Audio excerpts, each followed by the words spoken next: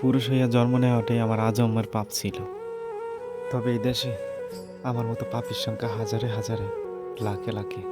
এরা সবাই মানব সন্তান হয়ে জন্ম নিয়েছে ঠিকই, কেউ পুরুষ হইয়া উঠতে পারে নাই। পুরুষ হইয়া না ওঠার যন্ত্রণা যে কত কঠিন, কত ভয়াবহ, প্রতিনিয়ত হারে হারে টের পাই। কারণ পুরুষের সাফল্যের ভাগ নিতে চাইল, ব্যর্থতার ভাগ তো কেউ নিতে চায় না। কারণ সবাই মনে করে পুরুষ জন্মগ্রহণ করছে পরিবারের অন্য অন্য লোকের চাহিদা মেটানোর জন্য।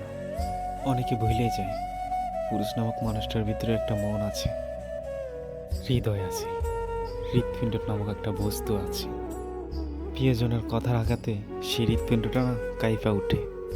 বলে যাইবই না কেন কও, কারণ পুরুষ তো কখনো কারো প্রিয়জন হয়ে উঠতে পারে না। সব সময় পুরুষ প্রয়োজনেই কাজে লাগে।